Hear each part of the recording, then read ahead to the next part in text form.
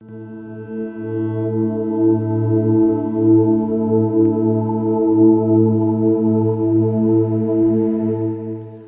so we will get started. I think they're making sure we have a nice lunch. So the question was, how do we safeguard time in our marriage? And it's definitely changed over 35 years. So you have to keep adjusting, but for many years, I would preach on a Sunday. Sunday was always the most stressful day as a church planter, church leader. And we always got Mondays off, which probably won't work for all of you. So our Sabbath was Monday. The kids were at school, and we would either cycle along canal paths or walk together, usually have a pub lunch. So that was Mondays, and that was always an amazingly, hadn't got into playing cards by this stage. We were still mobile. We weren't moving on crutches. So that was something that just worked really well for both of us. What did you find good in safeguarding time?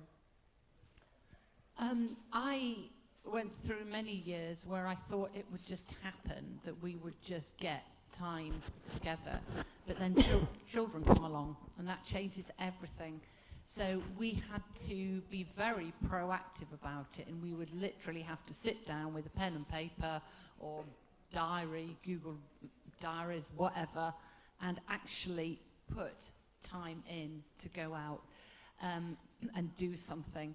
But yeah, like we were saying at the end of the last session, it's got to be something that you both want to do. You both need to be able to find this time, whatever it is. Not to say, well, let's do that because so-and-so does that, unless it works for you and it appeals to you. But you've got to find what works for you.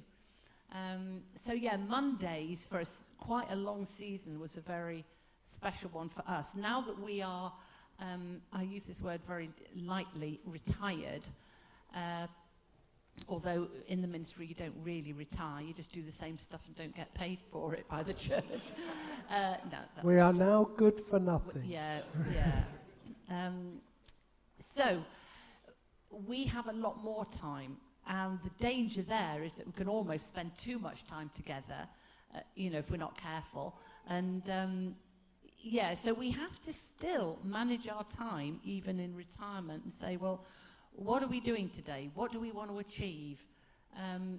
Whatever stage of life you're at, it would be worth perhaps, and this is only a perhaps, don't say Charlotte says we must do this, therefore we will do it.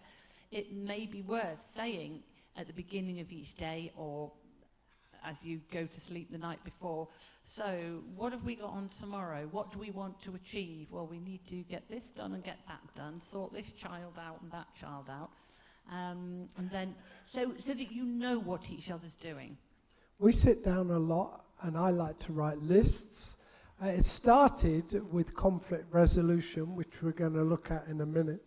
But Charlotte would say, when's a good time to talk? We learned that that's the way you speak to each other if you have a conflict.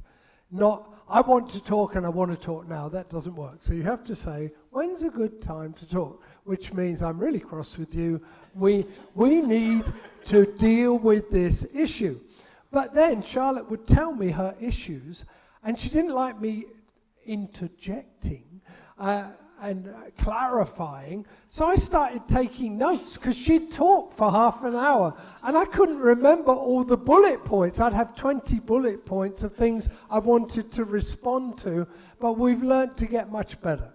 So now we should talk shorter and then reply, shorter, reply, short. So that's helped.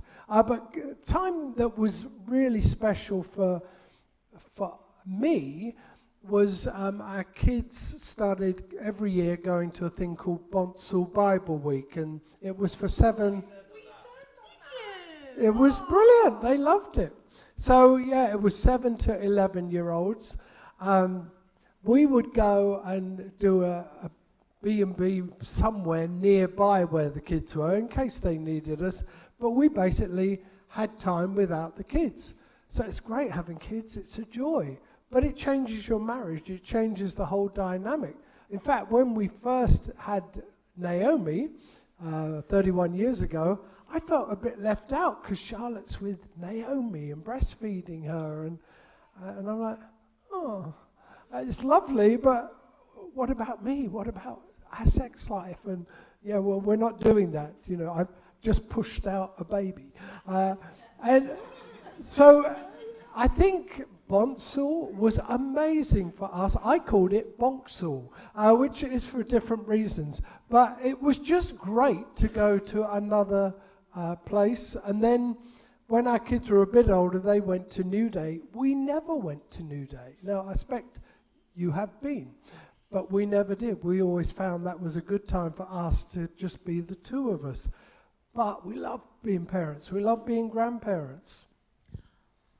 So when we look at conflict resolution, a good place to start with this is identifying your parents' strengths and weaknesses.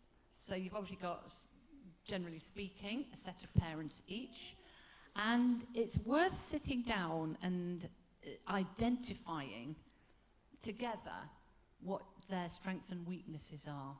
The reason is that you will subconsciously, unwittingly, you will have absorbed, inherited some of their strengths and some of their weaknesses.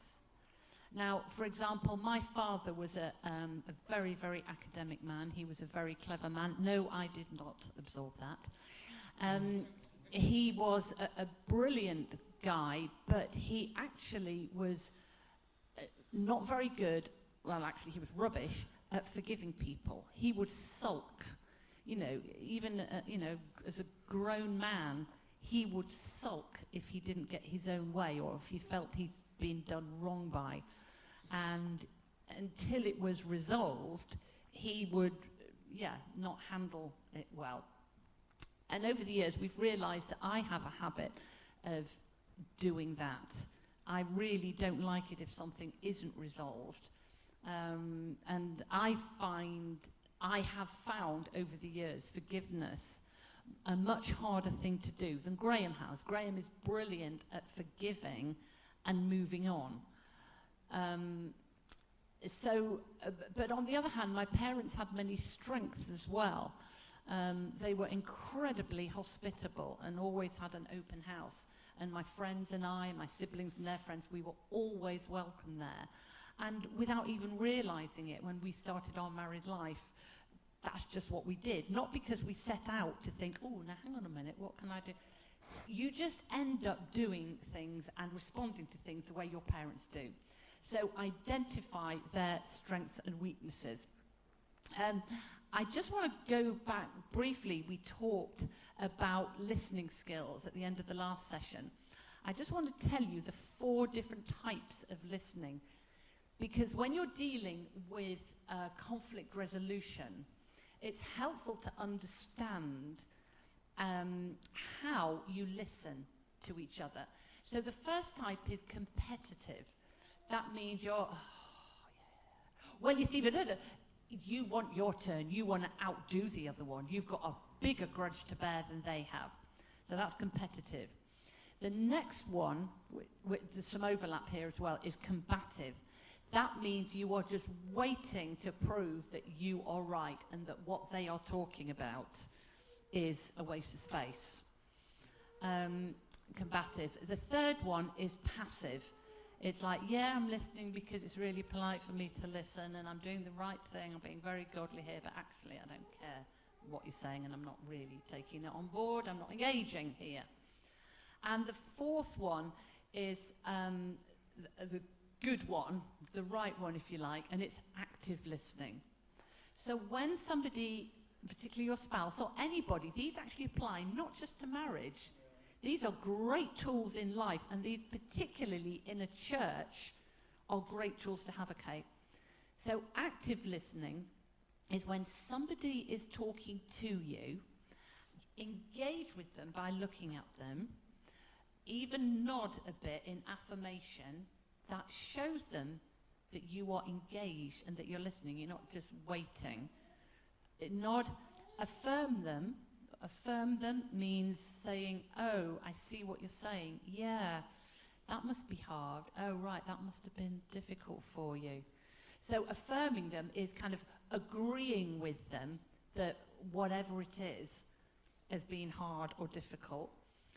Mirror it back if necessary. And we talked about this. So say to them, so hang on, what you're trying to say is that this happened and you felt like this and it made you feel like this. And then the best thing you can do, rather than saying, well, let me tell you about me and what happened to me, blah, blah, blah, blah, blah, ask them more questions. I love it when Graham and I are having a disagreement and we're trying to sort it out, and he asks me questions. And I ask him questions as well. I say, but when you did that, when you said that, what was in your mind? What did you think you were going to achieve? Or what did you... And it actually makes you analyse what you've said and what you've done, or what you've not said and what you've not done. So, yeah, knowing what filters to listen through as well. So, for example, on the day last week when Graham was absolutely done in and was on the edge, he was just emotionally and physically exhausted, he was listening through a filter of exhaustion. So anything that I said to him, he couldn't take on board, he couldn't absorb it, he couldn't process it. So I quickly had to recognize he was listening through that filter, even though he normally listens with a much better filter. So we also need to be able to forgive and apologize, forgiving and apologizing, but never demand an apology. It's very easy to say, you need to apologize. You need to be sorry for this. Tell me you're sorry. Tell me... That isn't getting an apology from someone. That's just forcing them to say some words. Okay? Because the heart attitude of apology isn't there. And I do, however, like it if she says, I'm sorry. Oh, yeah. It's very, very rare. But so sometimes I do say, I would like you to apologize for that after we've had a discussion. And then she'll say, are you demanding an apology? I go, no, I'm not. I would never do that. I'm the bad guy here, aren't I? No. You've done that to yourself.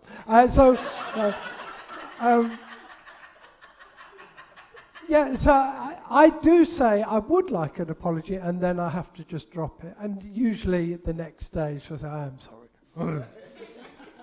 Carry on. Yeah, and sometimes you may not always be able to resolve it. You may have to get to a place where you agree to disagree on something. There are certain ways I like things doing, certain ways Graham likes things doing, and there isn't necessarily a right or wrong. It's preference. And that can be incredibly hard to navigate and incredibly hard to manage. So what we have to do in those situations, and this is hard, is we have to lay down our perceived right to understand everything. So in the Christian faith, there's a great... sometimes it's referred to as the great mystery. And we don't understand why God does things, and we don't understand why certain things happen. And a lot of it we can try and explain with theology. But always, this side of glory, there are going to be mysteries and things we don't understand. So, for example, if a great tragedy strikes, and I'm sure we all know people who've been through incredible, horrendous tragedies within their family. And they say, but why? Why did this happen? Why did God allow this? Why did that child die? Why this? Why this? And there are some times in life, in marriage, where we have to say, we have to surrender to God. And we have to say, I cannot explain this. I don't know why it has happened, but I surrender and I trust you, God, because you're sovereign. You're in charge. Because if we understood every single thing that happened, however difficult it was, however traumatic it was, if we understood every single thing about why our partner did this, why they did that, we would be forever going down rabbit holes. And it would also make it about us, not about him. And when we want to honor Jesus in our marriages, part of that involves surrendering and submitting and saying, I can't do this. I really don't understand, but God, I'm trusting you, I'm leaning into you, pressing into you, and I'm going to move forward, honoring you, whatever happens. So I think coming back to the whole God, I'm yours, or as Cody Gatpo said, I belong to Jesus. Football reference, doesn't matter, move on, tumbleweed. So you belong, it doesn't matter, you'll understand it if you look at the phone. So you've got to just keep saying, Lord, I'm yours, and how do you want me to be a husband? So he says, I want you to love your wife like Jesus loved the church. Lord, I'm yours. Help me to love Charlotte the way you love me. How does Jesus love me? Amazingly. He doesn't condemn me. He encourages me. He accepts me. He says, I'll never let you perish. I've got you. So he's totally amazing. And I've got to somehow say, Lord, please let that flow from me in my relationship as a husband. So the most important thing, instead of looking and going, oh, she's got a speck in her eye, while I've still got this great big beam in mine, I've got to just say, Lord, I'm yours. So I do think that's the first relationship we have to work on.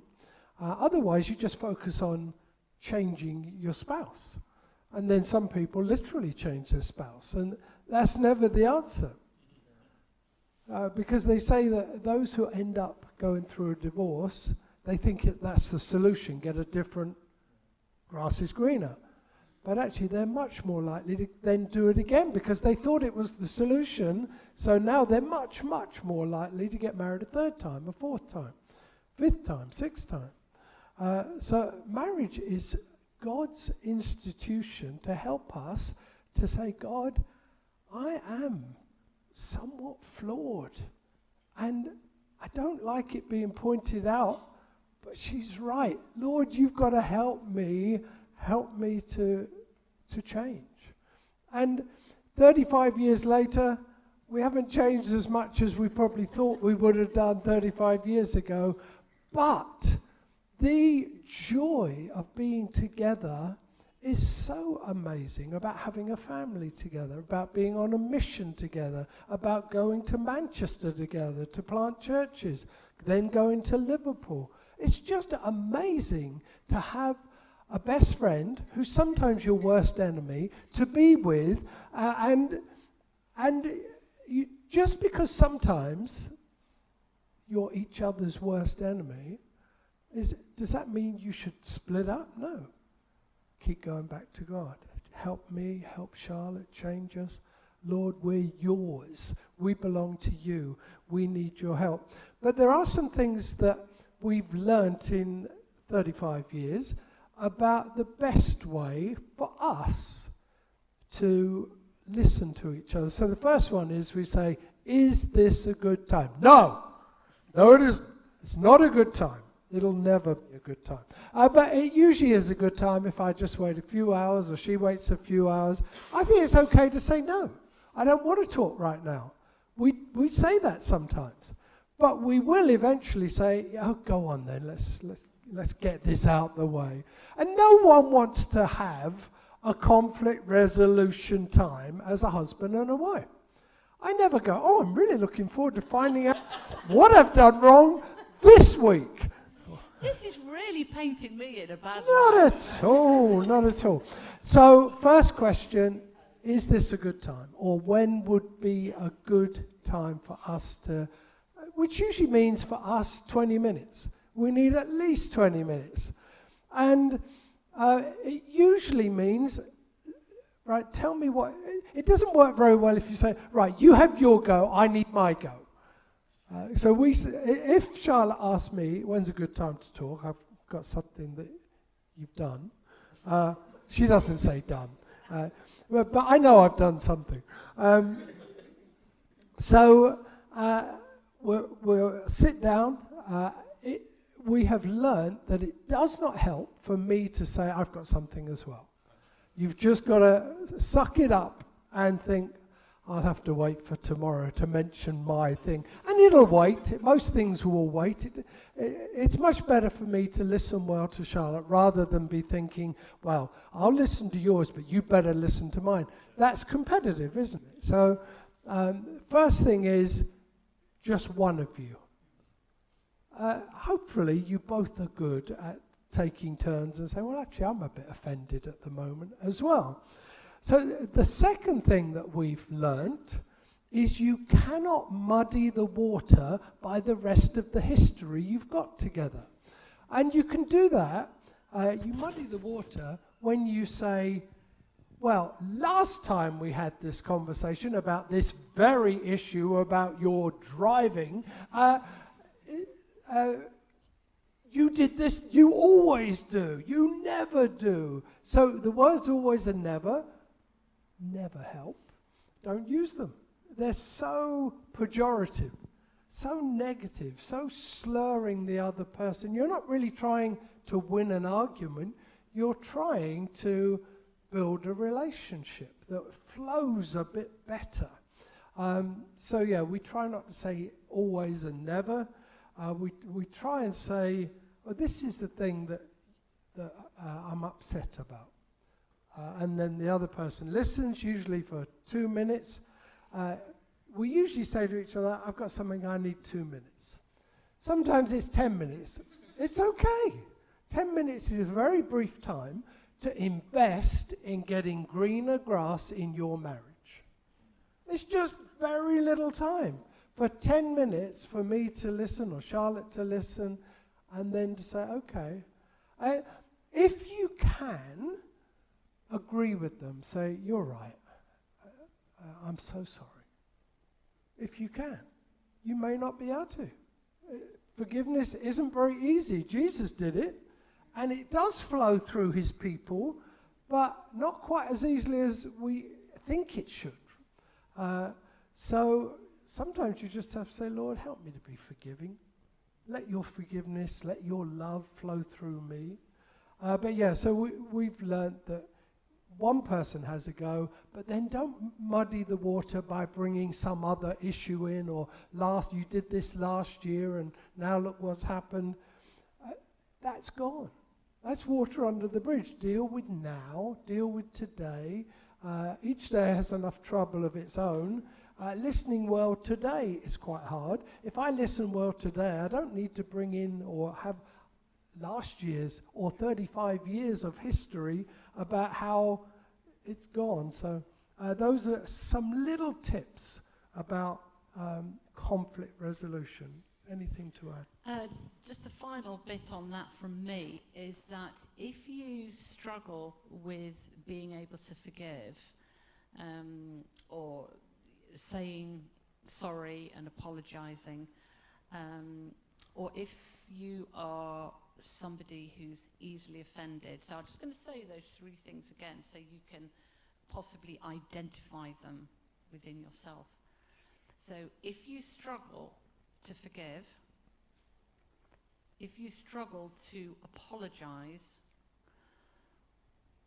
or if you feel easily offended, it's a sign of spiritual immaturity.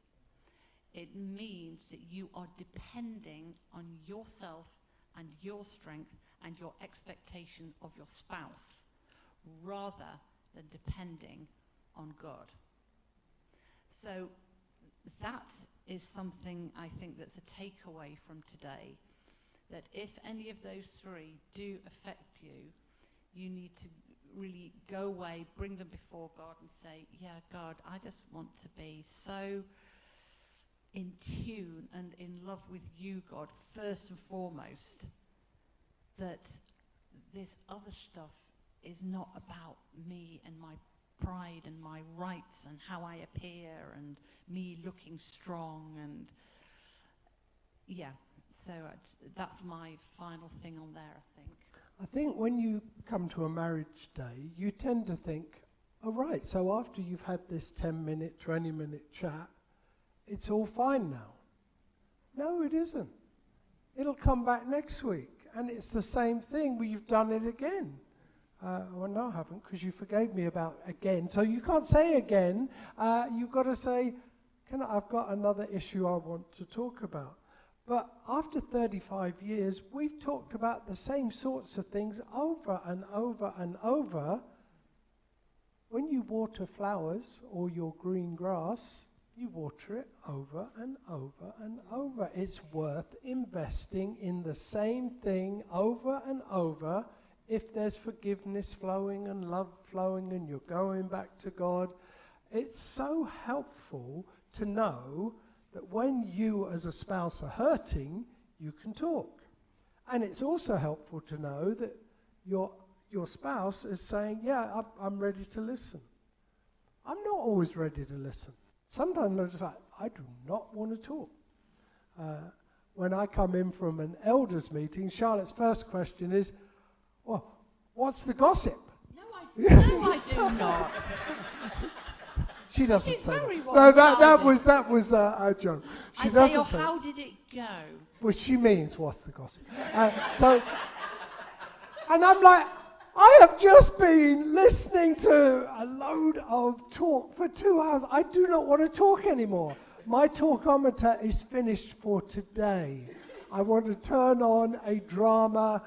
She only watches BBC. It's got to be a BBC drama. Yeah, I'm talked out. They say that little boys make a lot of noise and will sort of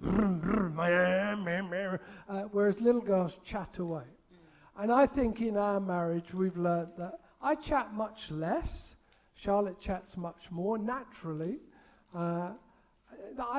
Once my 4 words a day are up, that's my that's my 4 words. You've got to wait for tomorrow for 5, 6, 7, and 8. Whereas Charlotte, 10,000 words is easy. But that's just the difference between men and women. We're different. And yeah. I have to say, you are actually generally a very good talker and listener, but I think that has come as a result of what you went through 35 years ago. If you want to talk about that now, maybe we'll say that for another weekend. But you have learnt the hard way, and I think, and therefore it sometimes takes a drama or a trauma for people to be good listeners and good speakers, sadly. And I think, you are not a standard bloke who just sits there and doesn't listen. Some of them do. I'm not saying anybody here is like that. So what Charlotte's referring to is when I was 22, I'd just become a Christian. I got married at 22 to an American who then went off with another guy 4 years later. I came back to England broken, the only Christian in my family, the only one divorced in my family. Can I just say, that was his first divorce, I like to call it. That keeps him on his toes. I don't just call it his divorce, I call it his first divorce. But definitely God used that to help me to learn more about him, really, and his goodness. And he carried me through that period and then carried me into this relationship. And why, Lord? He knows why. Because we have been on a mission together for 35 years. And actually, what's really funny is I was married to an American in Philadelphia, doing a master's in theology, and God spoke to me, and I knew I was coming back to England. My American wife loved England. She's like, I want to go to England with you. And so from Philadelphia, we sent all our stuff to my parents in Horsham. And at the same time, one of the seminary professors said, if we lose the city, Philadelphia,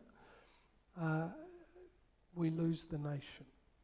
if we lose the cities, we lose the nation. And he meant what was happening in America was all the gun crime and drug crime was happening in the city centre, and people who were a bit richer disappeared into the suburbs where it was a bit nicer. So he said, I'm staying in the city centre. So he was lovely. And I just said, Lord, send me back to English cities. And that was my prayer, but it was like a Joseph having a dream prayer. Joseph dreams, he lit a touch paper that exploded his life. He shares the dreams, and the next thing is he's a slave, he's in prison, he's in Egypt, but it's all because he shared his dreams. I prayed this prayer, and it was like, my marriage fell apart, my first marriage. And I come back to Horsham, which isn't a city. I said, send me back to English cities. I come back broken to Horsham, and God picks me up little by little with some godly men in Horsham who encourage me. And particularly Terry Virgo was amazing, and his grace message was amazing, which we'll be looking at tomorrow if you're around. But, and it was so lovely the way God kind of took this broken Christian. I thought he was untwisting me. I think I was more broken as a Christian. But now I knew I was broken, but he's got me. He's carried me broken. And then he started to untwist me again. And then I meet Charlotte, and I'd forgotten all about the dream. I wasn't praying for cities. I was just surviving. Life is sometimes surviving.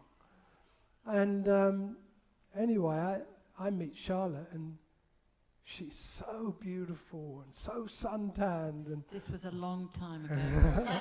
and I was preaching. We were planting a church in a little village called Cowfold. And she comes along, and she's the only visitor, and I was preaching, and so I went and said hello. But I assume she's a non-Christian. She looked too glamorous, too secular, really, to be a Christian. But then she started what I now thank God for. She started teasing me relentlessly because I would never ask anyone out. And she said, why don't you ever go out with anyone? I was 30 at the time. And I said, well, I'm only going to go out with someone if God tells me this is who you're going to marry. And she just laughed and laughed. And no one laughs at someone saying that, but she did. And she just laughed. She said, oh, you're just hurt. You just don't want to get hurt again.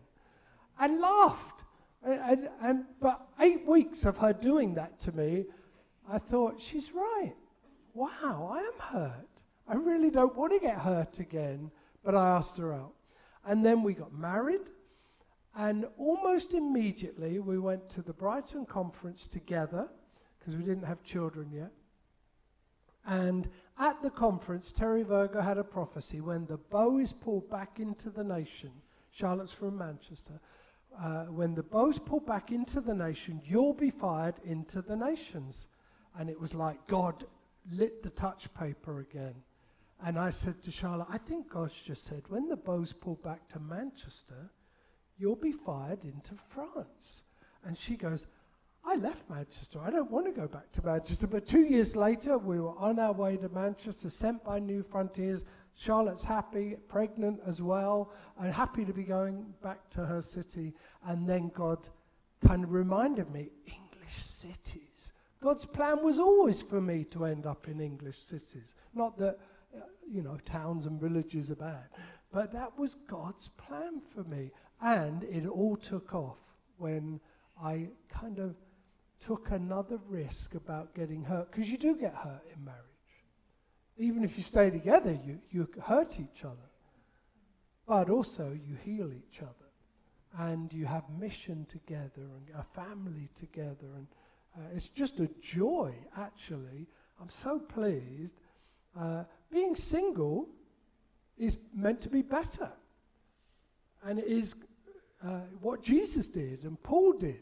They didn't get married. But most of us can't just survive me and God. And it says, if you need to get married, get married. If you can stay single, stay single. I don't think I could. And actually my life took off with this woman who's astonishing at getting visitors into our home, making them feel comfortable, starting a church in Manchester in our house and then in Liverpool in our house. Couldn't have done it on my own. I didn't know God was going to do all that in my life. But yeah, it's amazing being on a mission together. Sorry. Back to you. No, I've got nothing more. Okay. I think this is a good time to stop because we'll go into another session. But maybe there's questions. We've got 4 minutes. 1 or 2 questions. Obviously, you haven't had time. You don't have to go to Jen this time.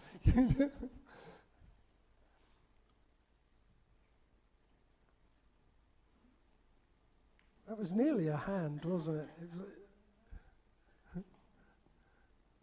Any questions? Scott? I'm just interested in your story and how the hurt that you felt that you were describing, how did you make sure that that wasn't something that impacted your marriage to create a new beginning? And did it influence, and were there things you needed to repair as you went along because of that experience? I didn't make sure. You just have to trust God. Because I don't know if you all heard the question. How did I make sure I didn't take those hurts into marriage? I was hurt. I was getting healed, but healing takes a long time. And I would say I still had a wound, and it was still festering a little. So if we argued, what do you think I thought when we argue when we're first married? Oh no, I'm going to get divorced again. And she didn't help in those days. Like, she'd push the divorce button. So I think years went by until the joke, his first divorce, made me think, I can laugh at that. It took years. Maybe 5 years of being married, and I thought, actually, that is funny. It was always funny, but I was still, wounds, Jesus heals us. He heals the wounded, but healing takes so long, and in various stages. You think, well, why? Why did it take so long? But I think Charlotte also was part of the healing process. Her humor is healing. Probably won't heal you today, but... God is the healer. Yeah. Okay, one more question. Someone be brave.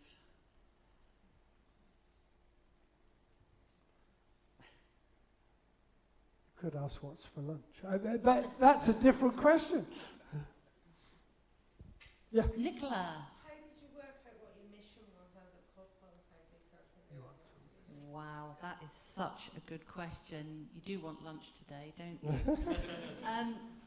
I'm going to go, but I'll leave you with Charlotte. That is a brilliant question, Nicola. In a nutshell, when we met, we probably had slightly different missions. I'd come from a more sort of straight traditional Anglican background.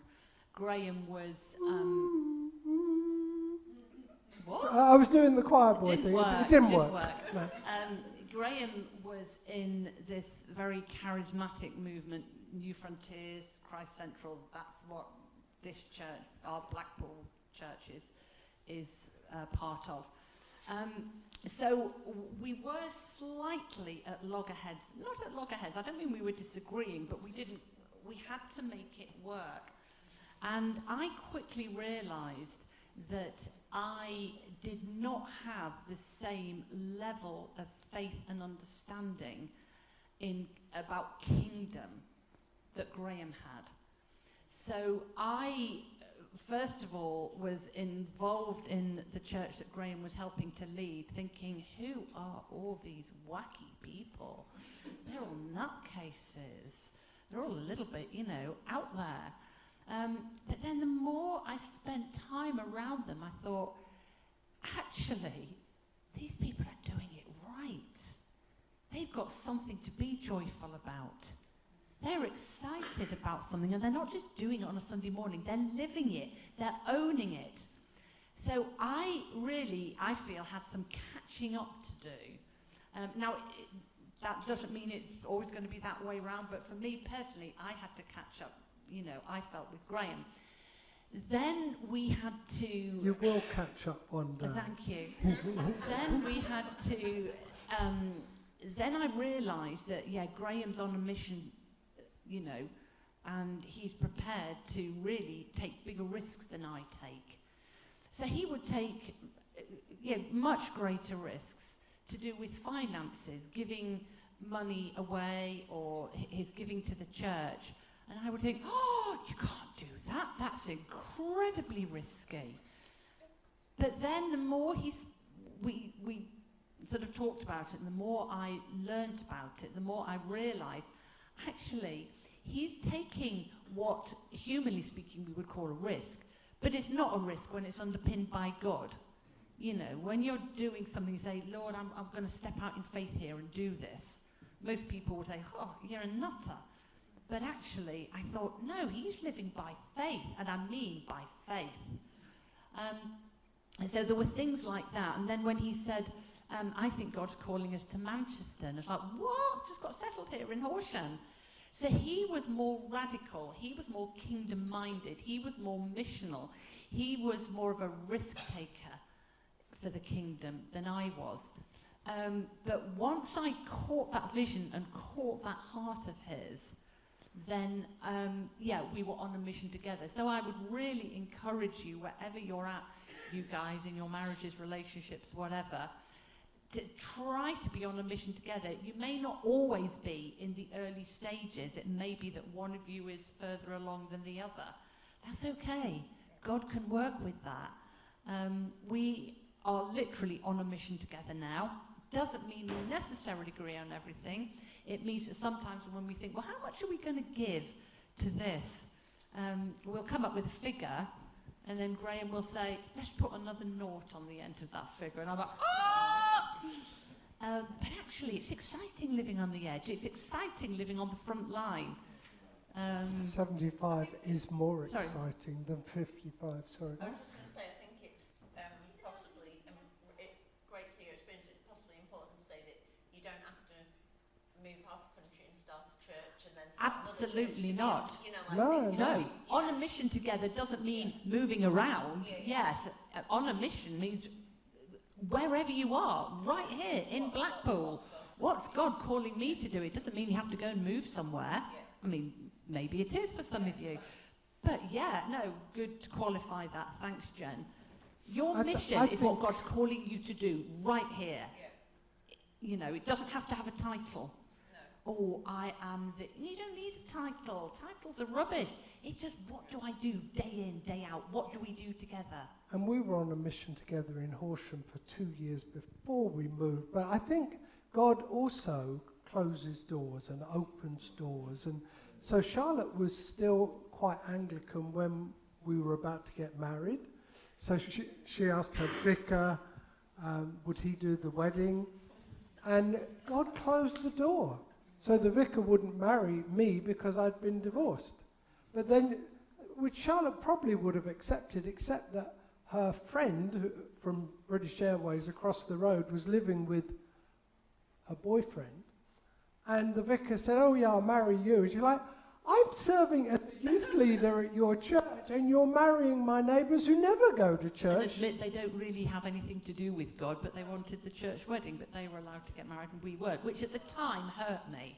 Yeah. But looking back on it now, I think, wow, God actually closed that door and brought us out of that and into sort of promised land, if you like. So, that was a blessing. So I think whatever your mission is, do it together. Go to the same church together. So we didn't end up one going Anglican, one going New Frontiers, one moving to Manchester, one staying in Horsham. That's not marriage. You've got to do it together and keep praying and asking God and, Lord, you've got to help us. So when we moved to Liverpool, again, God spoke to me first, but Charlotte got her own prayer, but we'll answer the prayer, but we'll tell you about that. And it may be after that being lunch. on a mission together may not mean you do identical things. It may be that being on a mission together for a particular couple might mean that one of you is really into hospitality and pastoral work, say, and looking after those who are struggling, and the other one of you is much better at serving the church practically or helping with the PA or it doesn't mean you have to have identical gifts. Not at all. You can have completely separate gifts but still be with those gifts moving forward together. So I hope that helps answer a bit.